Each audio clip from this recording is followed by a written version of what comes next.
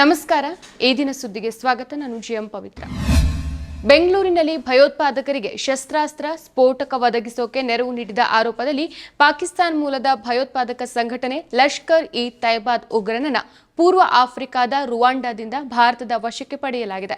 ಶಂಕಿತ ಉಗ್ರ ಸಲ್ಮಾನ್ ರೆಹಮಾನ್ ಖಾನ್ ಎಂಬಾತನನ್ನ ಇಂದು ಭಾರತಕ್ಕೆ ಕರೆತರಲಾಗಿದೆ. ಇನ್ನು ಬೆಂಗಳೂರಿನಲ್ಲಿ ನಡೆದ ಭಯೋತ್ಪಾದಕ ಚಟುವಟಿಕೆಗಳ ಹಿನ್ನೆಲೆಯಲ್ಲಿ ಇಂಟರ್ಪೋಲ್ ಈತನ ವಿರುದ್ಧ ರೆಡ್ ಕಾರ್ನರ್ ನೋಟಿಸ್ ಅನ್ನು ಹೊರಡಿಸಿತ್ತು. ಇದೀಗ ಎನ್ಐಎ ಮತ್ತು ಇಂಟರ್ಪೋಲ್ ಜೊತೆಗಿನ ಜಂಟಿ ಕಾರ್ಯಾಚರಣೆಯಿಂದ ಶಂಕಿತ ಉಗ್ರನನ್ನ ಸಿಬಿಐ ಭಾರತಕ್ಕೆ ಕರೆತಂದಿದೆ. ಭಯೋತ್ಪಾದನೆ ಸಂಬಂಧಿತ ಅಪರಾಧ ಕೃತ್ಯಗಳಿಗೆ ಸಂಬಂಧಿಸಿದಂತೆ ಈತ ಎನ್ಐಎಗೆ ಬೇಕಾಗಿದ್ದ ಅಂತ ಸಿಬಿಐ ವಕ್ತಾರರು ಹೇಳಿಕೆಯೊಂದರಲ್ಲಿ ತಿಳಿಸಿದ್ದಾರೆ. ಅಪ್ರಾಪ್ತೆಯರು ಅಥವಾ 18 ವರ್ಷವಾಗದ ಬಾಲಕಿಯರಿಗೆ ಮದುವೆ ಮಾಡುವ ಪರಿಪಾಠಕ್ಕೆ ಪೋಷಕರೇ ಕಾರಣ. ಬಾಲ್ಯ ವಿವಾಹದ ಪ್ರಕರಣಗಳಲ್ಲಿ ಪೋಷಕರ ವಿರುದ್ಧ ದಾಖಲಾಗುವ ಕ್ರಿಮಿನಲ್ ಪ್ರಕರಣಗಳನ್ನು ರದ್ದುಪಡಿಸಬಾರದು ಅಂತ ಕರ್ನಾಟಕ ಹೈಕೋರ್ಟ್ ಹೇಳಿದೆ. ಬಾಲಕಿಯೊಬ್ಬರಿಗೆ ಬಾಲ್ಯ ವಿವಾಹ ಮಾಡಿಸಿದ ಕಾರಣಕ್ಕೆ ಆಕೆಯ ಪತಿ ಮತ್ತು ಪೋಷಕರ ವಿರುದ್ಧ ಪೋಕ್ಸೋ ಹಾಗೂ ಬಾಲ್ಯ ವಿವಾಹ ತಡೆ ಕಾಯ್ದೆಯಡಿ ದಾಖಲಾಗಿದ್ದಂಥ ಪ್ರಕರಣದ ರದ್ದನ್ನು ಕೋರಿ ಹೈಕೋರ್ಟ್ನಲ್ಲಿ ಅರ್ಜಿ ಸಲ್ಲಿಸಲಾಗಿತ್ತು. ಇನ್ನು ಅರ್ಜಿಯ ವಿಚಾರಣೆ ನಡೆಸಿದ ನ್ಯಾಯಮೂರ್ತಿ ಎಂ ನಾಗಪ್ರಸನ್ನ ಅವರಿದ್ದ ಪೀಠ ಅರ್ಜಿಯನ್ನ ವಜಾಗೊಳಿಸಿದೆ. ಬಾಲ್ಯ ವಿವಾಹ ಪ್ರಕರಣಗಳಲ್ಲಿ ಪೋಷಕರ ವಿರುದ್ಧದ ಕ್ರಿಮಿನಲ್ ಪ್ರಕರಣಗಳನ್ನು ರದ್ದುಪಡಿಸಬಾರದು, ಆಗ ಮಾತ್ರವೇ ಇಂಥ ಅನಿಷ್ಟ ಪದ್ಧತಿಯ ಆಚರಣೆ ನಿಲ್ಲತ್ತೆ ಅಂತ ನ್ಯಾಯಮೂರ್ತಿ ಹೇಳಿದ್ದಾರೆ. ಇನ್ನು ಹೆಣ್ಣು ಮಕ್ಕಳಿಗೆ 18 ವರ್ಷವಾಗೋದಕ್ಕಿಂತ ಮೊದಲೇ ಅವರಿಗೆ ಮದುವೆಯಾಗುವಂತೆ ಬಲವಂತ ಮಾಡಲಾಗ್ತಾ ಇದೆ. ಈ ರೀತಿ ಯಾಕೆ ಒತ್ತಡ ಹಾಕಬೇಕು? ಪೋಷಕರು ಇಂಥ ನಡೆಯನ್ನ ಸಮ್ಮತಿಸೋಕೆ ಒಪ್ಕೊಳ್ಳೋಕೆ ಸಾಧ್ಯವೇ ಇಲ್ಲ. ಅವರ ವಿರುದ್ಧ ದಂಡನ ಕ್ರಮ ಜರುಗಿಸಬೇಕು ಅಂತ ಹೇಳಿದ್ದಾರೆ.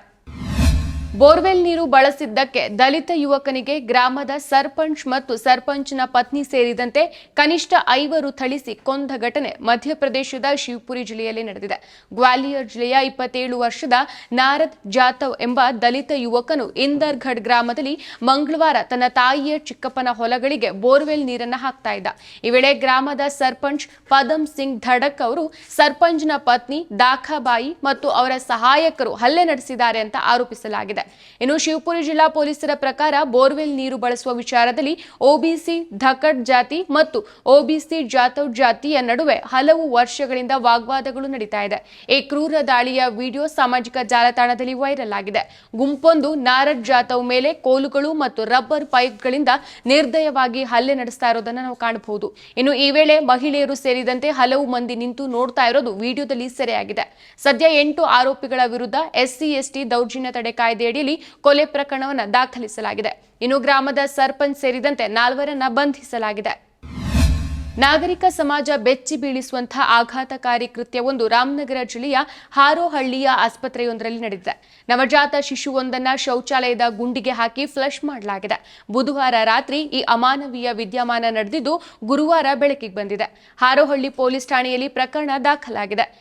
ಆಸ್ಪತ್ರೆಗೆ ಬಂದು ಶಿಶುವಿಗೆ ಜನ್ಮ ಕೊಟ್ಟಿರೋದೇ ಅಥವಾ ಮಗು ಜನಿಸಿದ್ದನ್ನ ಮುಚ್ಚಿಡೋಕೆ ಮಾಡಿದ ಕೃತ್ಯವೇ ಅನ್ನೋ ಬಗ್ಗೆ ಸದ್ಯ ತನಿಖೆ ನಡೀತಾ ಇದೆ. ಆಸ್ಪತ್ರೆಯ CCTV ದೃಶ್ಯಗಳನ್ನ ಪರಿಶೀಲನೆಗೆ ಒಳಪಡಿಸಲಾಗಿದೆ. ಇನ್ನಷ್ಟು ವಿಚಾರಗಳು ತನಿಖೆಯಿಂದ ತಿಳಿದು ಬರಬೇಕಾಗಿದೆ. ಆಸ್ಪತ್ರೆಯ ನೆಲಮಹಡಿಯ ಟಾಯ್ಲೆಟ್ಗೆ ತೆರಳಿದ್ದ ವೈದ್ಯಕೀಯ ಸಿಬ್ಬಂದಿಗೆ ಮಹಿಳೆಯರ ಟಾಯ್ಲೆಟ್ನಲ್ಲಿ ನೀರು ನಿಂತಿರೋದು ಗಮನಕ್ಕೆ ಬಂದಿದೆ. ನೀರು ಫ್ಲಶ್ ಆಗದ ಕಾರಣ ವೈದ್ಯಕೀಯ ಸಿಬ್ಬಂದಿ ಟಾಯ್ಲೆಟ್ ಸ್ವಚ್ಛಗೊಳಿಸೋಕೆ ಸಿಬ್ಬಂದಿಗೆ ಸೂಚಿಸಿದ್ದಾರೆ. ಅದರಂತೆ ಸಿಬ್ಬಂದಿ ವ್ಯಾಕ್ಯೂಮ್ನಿಂದ ಕ್ಲೀನ್ ಮಾಡಿದ್ದಾರೆ. ಆಗ ಏನೋ ಒಂದು ವಸ್ತು ಅಡ್ಡ ಇರೋದು ಪತ್ತೆಯಾಗಿದೆ. ಆರಂಭದಲ್ಲಿ ಬಟ್ಟೆ ಅಥವಾ ಏನಾದರೂ ಕೊಳೆ ಇರಬಹುದು ಅಂತ ಇವರು ಶಂಕಿಸಿದ್ರು. ಕೇರಳದ ವಯನಾಡ್ ಕ್ಷೇತ್ರದಲ್ಲಿ ನಡೆದ ಉಪಚುನಾವಣೆಯಲ್ಲಿ ಭರ್ಜರಿ ಗೆಲುವು ಸಾಧಿಸಿರುವ ಪ್ರಿಯಾಂಕಾ ಗಾಂಧಿ ಇಂದು ಸಂಸದೆಯಾಗಿ ಲೋಕಸಭೆಯಲ್ಲಿ ಪ್ರಮಾಣವಚನ ಸ್ವೀಕರಿಸಿದ್ದಾರೆ. ದೇಶದಾದ್ಯಂತ ಪಕ್ಷ ಸಂಘಟನೆ ಮತ್ತು ಮೋದಿ ಸರ್ಕಾರವನ್ನು ಟೀಕಿಸುತ್ತಿದ್ದ ಪ್ರಿಯಾಂಕಾ ಮೊದಲ ಬಾರಿಗೆ ಸಂಸತ್ ಪ್ರವೇಶಿಸಿದ್ದಾರೆ. ಲೋಕಸಭೆಯ ವಿಪಕ್ಷ ನಾಯಕ ತಮ್ಮ ಸಹೋದರ ರಾಹುಲ್ ಗಾಂಧಿ ಅವರಿಗೆ ಸದನದಲ್ಲಿ ಸಾಥ್ ನೀಡಲಿದ್ದಾರೆ. ಉಪಚುನಾವಣೆ ನಡೆದ ಬಳಿಕ ಬುಧವಾರದಿಂದ ಸಂಸತ್ ಅಧಿವೇಶನ ಶುರುವಾಗುತ್ತೆ. ಇನ್ನು ಗುರುವಾರ ಪ್ರಿಯಾಂಕಾ ಗಾಂಧಿ ಸಂವಿಧಾನದ ಪ್ರತಿ ಹಿಡಿದುಕೊಂಡು ಹಿಂದಿಯಲ್ಲಿ ಪ್ರಮಾಣವಚನ ಸ್ವೀಕರಿಸಿದ್ದಾರೆ. ಪ್ರಿಯಾಂಕಾ ಗಾಂಧಿ 2019ರಿಂದ ರಾಜಕಾರಣದಲ್ಲಿ ಸಕ್ರಿಯರಾಗಿದ್ದಾರೆ. ಕಾಂಗ್ರೆಸ್ ಪ್ರಧಾನ ಕಾರ್ಯದರ್ಶಿಯಾಗಿ ನೇಮಕಗೊಂಡ ಪ್ರಿಯಾಂಕಾ ಗಾಂಧಿ ಉತ್ತರ ಪ್ರದೇಶದಲ್ಲಿ ಕಾಂಗ್ರೆಸ್ ಸಂಘಟನೆಯ ಜವಾಬ್ದಾರಿ ಹೊತ್ತಿದ್ರು. ಬಳಿಕ ದೇಶದಾದ್ಯಂತ ಪಕ್ಷ ಕಟ್ಟುವಲ್ಲಿ ತೊಡಗಿಸಿಕೊಂಡಿದ್ರು. ಮೊದಲ ಬಾರಿಗೆ ಚುನಾವಣೆಯಲ್ಲಿ ಸ್ಪರ್ಧಿಸಿದ್ದ ಪ್ರಿಯಾಂಕಾ ಅವರನ್ನ ವಯನಾಡ್ ಮತದಾರರು ಕೈ ಹಿಡಿದಿದ್ದು ಪ್ರಿಯಾಂಕಾ 6.20 ಲಕ್ಷ ಮತಗಳನ್ನು ಪಡೆದು ಬರೋಬ್ಬರಿ 4.10 ಲಕ್ಷ ಮತಗಳ ಅಂತರದಿಂದ ಭರ್ಜರಿ ಗೆಲುವನ್ನು ಸಾಧಿಸಿದ್ದಾರೆ. ಮಹಾರಾಷ್ಟ್ರದ ನಾಂದೇಡ್ ಉಪಚುನಾವಣೆಯಲ್ಲಿ ಗೆದ್ದಿದ್ದ ಕಾಂಗ್ರೆಸ್ನ ರವೀಂದ್ರ ಚೌಹಾಣ್ ಕೂಡ ಪ್ರಮಾಣವಚನ ಸ್ವೀಕರಿಸಿದ್ದಾರೆ. ರಾಜ್ಯದ ಸುವರ್ಣ ವಿಧಾನಸೌಧದಲ್ಲಿ ನಡೆಯಲಿರುವ ಚಳಿಗಾಲದ ಅಧಿವೇಶನ ಇದರಲ್ಲಿ ರಾಜ್ಯದ ಜನತೆಯ ಮುಖ್ಯವಾಗಿ ಉತ್ತರ ಕರ್ನಾಟಕ ಭಾಗದ ಜನತೆಯ ಹಿತದೃಷ್ಟಿಯಿಂದ ಚರ್ಚೆ ಕಲಾಪ ನಡಿಬೇಕು ಅಂತ ವಿಧಾನಸಭಾಧ್ಯಕ್ಷ ಯುಟಿ ಖಾದರ್ ಮನವಿ ಮಾಡಿದ್ದಾರೆ. ಇಟಲಿಯ ವ್ಯಾಟಿಕನ್ ಸಿಟಿಯಲ್ಲಿ ನಡೀತಾ ಇರುವಂತಹ ಅಂತಾರಾಷ್ಟ್ರೀಯ ಶಾಂತಿ ಸಮ್ಮೇಳನಕ್ಕೆ ತೆರಳುವ ಮೊದಲೇ ಮಂಗಳೂರಿನಲ್ಲಿ ಗುರುವಾರ ಸುದ್ದಿಗಾರರೊಂದಿಗೆ ಮಾತನಾಡಿ ಆಡಳಿತ ಪಕ್ಷ ಹಾಗೂ ವಿಪಕ್ಷಗಳು ತಮ್ಮ ವಿವಿಧ ರಾಜಕೀಯ ಕಿತ್ತಾಟ ಏನಿದ್ರು ಸದನದ ಹೊರಗೆ ನಡೆಸಿ ಅಂತ ತಿಳಿಸಿದ್ದಾರೆ. ವಿಧಾನಮಂಡಲ ಚಳಿಗಾಲದ ಅಧಿವೇಶನವನ್ನ ಮಂಡ್ಯದಲ್ಲಿ ನಡೆಯುವ ಅಖಿಲ ಭಾರತ ಕನ್ನಡ ಸಾಹಿತ್ಯ ಸಮ್ಮೇಳನದ ಕಾರಣಕ್ಕಾಗಿ ಒಂದು ದಿನ ಮೊಟಕುಗೊಳಿಸಲಾಗಿದೆ. ಡಿಸೆಂಬರ್ 9ರಿಂದ 19ರವರೆಗೆ ಮಾತ್ರ ಅಧಿವೇಶನ ನಡೆಯಲಿದೆ ಅಂತ ಹೇಳಿದ್ದಾರೆ. ಮೊದಲು ಡಿಸೆಂಬರ್ 9ರಿಂದ 20ರವರೆಗೆ ಅಧಿವೇಶನ ನಡೆಸೋಕೆ ನಿರ್ಧರಿಸಲಾಗಿತ್ತು. ಸಾಹಿತ್ಯ ಸಮ್ಮೇಳನ ಡಿಸೆಂಬರ್ 20ರಿಂದ ಆರಂಭವಾಗಲಿದೆ. ಮುಖ್ಯಮಂತ್ರಿ ಮತ್ತು ಸಚಿವರು ಅದರಲ್ಲಿ ಪಾಲ್ಗೊಳ್ಳೋಕೆ ಅನುವಾಗುವಂತೆ ನಿರ್ಧಾರ ಕೈಗೊಳ್ಳಲಾಗಿದೆ ಅಂತ ಹೇಳಿದ್ದಾರೆ. ಜೆಎಂಎಂ ಕಾರ್ಯಾಧ್ಯಕ್ಷ ಹೇಮಂತ್ ಸೊರೇನ್ ಅವರು ಜಾರ್ಖಂಡ್ ಮುಖ್ಯಮಂತ್ರಿಯಾಗಿ ಗುರುವಾರ ಪ್ರಮಾಣವಚನ ಸ್ವೀಕರಿಸಿದ್ದಾರೆ. ಪ್ರಮಾಣವಚನ ಸಮಾರಂಭ ಹಿನ್ನೆಲೆಯಲ್ಲಿ ರಾಂಚಿ ನಗರದ ಶಾಲೆಗಳಿಗೆ ರಜೆ ಘೋಷಿಸಲಾಗಿದೆ. ಜಾರ್ಖಂಡ್ನ 14ನೇ ಮುಖ್ಯಮಂತ್ರಿಯಾಗಿ ಹೇಮಂತ್ ಸೊರೇನ್ ಇಂದು ಸಂಜೆ 4 ಗಂಟೆಗೆ ಪ್ರಮಾಣವಚನ ಸ್ವೀಕರಿಸಿದ್ದಾರೆ. ರಾಜ್ಯಪಾಲ ಸಂತೋಷ್ ಕುಮಾರ್ ಗಂಗ್ವಾರ್ ಅವರು ಸೊರೇನ್ ಅವರಿಗೆ ಪ್ರಮಾಣವಚನ ಬೋಧಿಸಿದ್ದಾರೆ. ಪ್ರತಿಪಕ್ಷದ ನಾಯಕ ರಾಹುಲ್ ಗಾಂಧಿ ಮತ್ತು ದೆಹಲಿಯ ಮಾಜಿ ಮುಖ್ಯಮಂತ್ರಿ ಅರವಿಂದ್ ಕೇಜ್ರಿವಾಲ್ ಪ್ರಮಾಣವಚನದಲ್ಲಿ ಪಾಲ್ಗೊಂಡಿದ್ದರು. ಇನ್ನು ಪ್ರಧಾನಿ ನರೇಂದ್ರ ಮೋದಿ ಮತ್ತು ಕೇಂದ್ರ ಗೃಹ ಸಚಿವ ಅಮಿತ್ ಶಾ ಅವರನ್ನ ಭೇಟಿ ಮಾಡಿದ ಹೇಮಂತ್ ಸೊರೇನ್ ಹೊಸ ಸರ್ಕಾರದ ಪ್ರಮಾಣವಚನ ಸ್ವೀಕಾರ ಸಮಯದಲ್ಲಿ ಪಾಲ್ಗೊಳ್ಳುವಂತೆ ಆಮಂತ್ರಿಸಿದ್ರು. ಅಪ್ರಾಪ್ತ ಬಾಲಕಿಗೆ ಲೈಂಗಿಕ ಕಿರುಕುಳ ನೀಡಿರುವ ಆರೋಪದ ಮೇಲೆ ದಾಖಲಾಗಿರುವ ಪೋಕ್ಸೋ ಪ್ರಕರಣ ರದ್ದುಗೊಳಿಸುವಂತೆ ಕೋರಿ ಮಾಜಿ ಮುಖ್ಯಮಂತ್ರಿ ಬಿಎಸ್ ಯಡಿಯೂರಪ್ಪ ಸಲ್ಲಿಸಿರುವ ಅರ್ಜಿ ವಿಚಾರಣೆಯನ್ನು ಹೈಕೋರ್ಟ್ ಇಂದು ಮುಂದೂಡಿದೆ. ಡಿಸೆಂಬರ್ 2 ಸೋಮವಾರ ಮಧ್ಯಾಹ್ನ 2:30ಕ್ಕೆ ಅರ್ಜಿಯ ಮುಂದಿನ ವಿಚಾರಣೆಯನ್ನು ಹೈಕೋರ್ಟ್ ನಿಗದಿಪಡಿಸಿದೆ. ಇನ್ನು ಬೆಂಗಳೂರಿನ ಸದಾಶಿವನಗರ ಪೊಲೀಸ್ ಠಾಣೆಯಲ್ಲಿ ಪೋಕ್ಸೋ ಕಾಯ್ದೆಯಡಿ ದಾಖಲಾಗಿರುವ ಪ್ರಕರಣದ ರದ್ದಂತ ಕೋರಿ ಯಡಿಯೂರಪ್ಪ ಸಲ್ಲಿಸಿರುವ ಅರ್ಜಿಯನ್ನು ನ್ಯಾಯಮೂರ್ತಿ ನಾಗಪ್ರಸನ್ನ ಅವರಿದ್ದ ಪೀಠ ಇಂದು ವಿಚಾರಣೆ ನಡೆಸಿತು. ಈ ವೇಳೆ ರಾಜ್ಯ ಸರ್ಕಾರದ ಪರ ವಾದ ಮಂಡಿಸಿದ ವಿಶೇಷ ಅಭಿಯೋಜಕ ಪ್ರೊಫೆಸರ್ ರವಿವರ್ಮ ಕುಮಾರ್ ಪ್ರಕರಣದ ಸಂಬಂಧ ಈಗಾಗಲೇ ದೋಷಾರೋಪ ಪಟ್ಟಿ ಸಲ್ಲಿಕೆಯಾಗಿದೆ. ಪೋಕ್ಸೋ ಕಾಯ್ದೆಯ ಸೆಕ್ಷನ್ 35ರ ಪ್ರಕಾರ ಪ್ರಕರಣ ಸಂಬಂಧ ಕಾಗ್ನಿಜೆನ್ಸ್ ಪಡೆದಂಥ ಬಳಿಕ 3 ತಿಂಗಳಲ್ಲಿ ಸಾಕ್ಷಿಗಳನ್ನು ದಾಖಲಿಸಿಕೊಳ್ಳಬೇಕು. ವಿಳಂಬವಾದಲ್ಲಿ ಅದಕ್ಕೆ ಸೂಕ್ತ ಕಾರಣವನ್ನ ವಿಶೇಷ ನ್ಯಾಯಾಲಯ ದಾಖಲಿಸಬೇಕು ಅಂತ ತಿಳಿಸಿದ್ದಾರೆ. ಮಹಾರಾಷ್ಟ್ರ ವಿಧಾನಸಭಾ ಚುನಾವಣೆಯಲ್ಲಿ ಬಿಜೆಪಿ ನೇತೃತ್ವದ ಮಹಾಯುತಿ ಮೈತ್ರಿಕೂಟ 288 ಸ್ಥಾನಗಳ ಪೈಕಿ 230 ಸ್ಥಾನಗಳನ್ನು ಪಡೆದು ಅಭೂತಪೂರ್ವ ಜಯ ಗಳಿಸಿದ್ರು. ಸಿಎಂ ಆಯ್ಕೆ ಇನ್ನು ಕಗ್ಗಂಟಾಗಿ ಉಳಿದಿದೆ. ಮಹಾಯುತಿ ಮೈತ್ರಿಕೂಟದ ಪ್ರಮುಖ ಪಕ್ಷ ಶಿವಸೇನೆಯ ಮುಖ್ಯಸ್ಥ ಹಾಗೂ ನಿರ್ಗಮಿತ ಸಿಎಂ ಏಕನಾಥ್ ಶಿಂಧೆ ಆರಂಭದಲ್ಲಿ ಮತ್ತೊಮ್ಮೆ ಸಿಎಂ ಹುದ್ದೆಗೇರುವ ಉತ್ಸಾಹದಲ್ಲಿದ್ರು. ಆದರೆ ಆಂತರಿಕವಾಗಿ ಏನಾಯ್ತೋ ಗೊತ್ತಿಲ್ಲ. ಸಿಎಂ ಆಯ್ಕೆ ವಿಚಾರದಲ್ಲಿ ಬಿಜೆಪಿ ನಿರ್ಧಾರಕ್ಕೆ ಬದ್ಧ ಅಂತ ನಿನ್ನೆ ಹೇಳಿದ್ದಾರೆ. ಈ ಮೂಲಕ ಶಿಂಧೆ ಶಸ್ತ್ರವನ್ನ ತ್ಯಜಿಸಿದ್ದಾರೆ.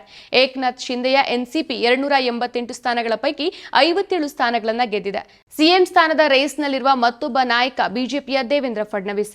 ಈ ಹಿಂದೆ ಸಿಎಂ ಪ್ರತಿಪಕ್ಷ ನಾಯಕರಾಗಿದ್ದ ಫಡ್ನವೀಸ್ ಕಳೆದ ಅವಧಿಯ ಶಿಂಧೆ ಸರ್ಕಾರದಲ್ಲಿ ಅಜಿತ್ ಪವಾರ್ ಜೊತೆಗೆ ಉಪಮುಖ್ಯಮಂತ್ರಿಯಾಗಿದ್ರು. ಏಕನಾಥ್ ಶಿಂಧೆ ಶಿವಸೇನೆಯಲ್ಲಿ ಬಂಡಾಯ ಎದ್ದು ಸರ್ಕಾರ ರಚಿಸೋಕೆ ಮುಂದಾದಾಗ ಫಡ್ನವೀಸ್ ಸಿಎಂ ಸ್ಥಾನಕ್ಕೆ ಬೇಡಿಕೆ ಇಟ್ಟಿದ್ರು. ಆದರೆ ಸರ್ಕಾರ ರಚನೆಗೆ ಕಾರಣರಾದ ಏಕನಾಥ್ ಶಿಂಧೆಗೆ ಸಿಎಂ ಹುದ್ದೆ ಕೊಡೋ ಸಲುವಾಗಿ ಬಿಜೆಪಿ ಹೈಕಮಾಂಡ್ ಫಡ್ನವೀಸ್ ಅವರನ್ನ ಡಿಸಿಎಂ ಹುದ್ದೆಗೆ ಒಪ್ಪಿಸಿತ್ತು. ಒಲ್ಲದ ಮನಸ್ಸಿನಿಂದ ಆ ಹುದ್ದೆಯಲ್ಲಿ ಮುಂದುವರೆದ ಫಡ್ನವೀಸ್ ಈ ಬಾರಿ ಸಿಎಂ ರೇಸ್ನ ಮುಂಚೂಣಿಯಲ್ಲಿದ್ದಾರೆ. ಅದಕ್ಕೆ ಬೆಂಬಲವಾಗಿ ಬಿಜೆಪಿ 288 ಸ್ಥಾನಗಳ ಪೈಕಿ 132 ಸ್ಥಾನಗಳನ್ನು ಸಹ ಪಡೆದಿದೆ. ಏಕನಾಥ್ ಶಿಂಧೆ ಸಿಎಂ ಆಯ್ಕೆ ಬಿಜೆಪಿಗೆ ಬಿಟ್ಟ ಮೇಲೆ ಫಡ್ನವೀಸ್ ಹಾದಿ ಸುಗಮವಾಗಿದೆ. ಇನ್ನೇನು ಸಿಎಂ ಹುದ್ದೆ ಫಿಕ್ಸ್ ಅನ್ನೋ ಹಂತದಲ್ಲಿ ಫಡ್ನವೀಸ್ ಇದ್ದಾರೆ. ಆದರೆ ಈ ನಡುವೆ ಅವರಿಗೊಂದು ತಡೆ ಎದುರಾಗಿದೆ. ವರದಿಗಳ ಪ್ರಕಾರ ಮಹಾರಾಷ್ಟ್ರದ ಸಿಎಂ ಹುದ್ದೆಗೆ ಹೊಸ ಮುಖದ ಹುಡುಕಾಟದಲ್ಲಿ ಬಿಜೆಪಿ ಹೈಕಮಾಂಡ್ ಇದೆ. ಮಧ್ಯಪ್ರದೇಶ, ರಾಜಸ್ಥಾನದಲ್ಲಿ ಈಗಾಗಲೇ ಬಿಜೆಪಿ ಈ ಪ್ರಯೋಗವನ್ನ ಮಾಡಿದೆ. ಈ ವಿಷಯ ನಿಜ ಆದ್ರೆ ಫಡ್ನವೀಸ್ ಸಿಎಂ ಕನಸು ಭಗ್ನ ಆಗಲಿದೆ. ಅನಿವಾರ್ಯವಾಗಿ ಹೈಕಮಾಂಡ್ ಮುಂದೆ ತಲೆಬಾಗಬೇಕಾಗಿದೆ. ಶಿವಮೊಗ್ಗ ಜಿಲ್ಲೆಯ ಶಿಕಾರಿಪುರ ತಾಲೂಕಿನ ಕಲ್ಮನೆ ಗ್ರಾಮದಲ್ಲಿ ಕಲ್ಯಾಣ ಚಾಲುಕ್ಯರ 2 ಶಾಸನಗಳು ಪತ್ತೆಯಾಗಿದೆ. ಪುರಾತತ್ವ ಸಂಗ್ರಹಾಲಯ ಮತ್ತು ಪರಂಪರೆ ಇಲಾಖೆಯ ನಿರ್ದೇಶಕರಾದ ಡಾಕ್ಟರ್ ಆರ್ ಶೇಜೇಶ್ವರ್ ಮತ್ತು ಮಂಜಪ್ಪ ಚರ್ಚಿಗುಂಡಿ ಕ್ಷೇತ್ರ ಕಾರ್ಯ ಕೈಗೊಂಡಾಗ 2 ಶಾಸನಗಳು ಪತ್ತೆಯಾಗಿದೆ. ಕಲ್ಮನೆ ಗ್ರಾಮದ ಬನ್ನಿ ಕಾಳಮ್ಮನ ಗುಡಿಯ ಹತ್ತಿರ ಶಾಸನಗಳು ಪತ್ತೆಯಾಗಿದೆ. ಈ 2 ಶಾಸನಗಳು ಕಲ್ಲಿನ ಶಾಸನಗಳಾಗಿದ್ದು ಕಲ್ಯಾಣ ಚಾಲುಕ್ಯ ಅರಸ 6ನೆಯ ವಿಕ್ರಮಾದಿತ್ಯನ ಕ್ರಿಸ್ತಶಕ 1084 ಹಾಗೂ 1096ರ ಕಾಲಕ್ಕೆ ಸೇರಿದ ಸೇರಿದವು. ಸೊ 1ನೇ ಶಾಸನವು ಕ್ರಿಸ್ತಶಕ 1084ಕ್ಕೆ ಸೇರಿದ್ದಾಗಿದೆ. ಇನ್ನು ಕಲ್ಮನೆಯ ಮಲ್ಲಿಕಾರ್ಜುನ ದೇವರಿಗೆ ದಾನ ಬಿಟ್ಟ ವಿಷಯವಿದ್ದು, ಶಾಸನದ ಮೇಲ್ಭಾಗದಲ್ಲಿ ಸೂರ್ಯ, ಚಂದ್ರ, ಲಿಂಗ ಪೂಜೆ ಮಾಡ್ತಾ ಇರುವಂತಹ ಯತಿ, ನೀರಿನ ಕೊಡ, ಹಸು ಮತ್ತು ಕರುವಿನ ಉಬ್ಬು ಶಿಲ್ಪ ಇದೆ. ಸೊ ಸಂಕಗೊಂಡನ ಹೆಂಡತಿ ಬೆಳೆಂಬೆ ಭೂಮಿ ದಾನ ಮಾಡಿದ ವಿಷಯ ಇದೆ. 2ನೇ ಶಾಸನವು 18 ಸಾಲುಗಳಿಂದ ಕೂಡಿದ್ದು, ಕಲ್ಯಾಣ ಚಾಲುಕ್ಯ ಅರಸ 6ನೇ ವಿಕ್ರಮಾದಿತ್ಯ ಕ್ರಿಸ್ತಶಕ 1096ಕ್ಕೆ ಸೇರಿದ ಶಾಸನವಾಗಿದೆ. ಇದರ ಮೇಲ್ಭಾಗದಲ್ಲೂ ಸಹ ಶಿವಲಿಂಗ ಮತ್ತು ಹಸು ಚಿತ್ರ ಇದೆ. ಇದು ಬಹಳ ಸವೆದಿದೆ. ಇಲ್ಲಿನ ಬೆಟ್ಟೇಶ್ವರ ದೇವರ ನಂದಾದೀಪಕ್ಕೆ 5 ಗದ್ಯಾಣ ದಾನ ಬಿಡುಗಡೆ ಆಗಿದೆ. ಸೊ ಈ ಶಾಸನದಲ್ಲಿ ಕಲ್ಮನೆ ಗ್ರಾಮದ ಹೆಸರು ಕತ್ಸಲವಾನಿ ಅಂತ ಉಲ್ಲೇಖಿಸಲಾಗಿದೆ.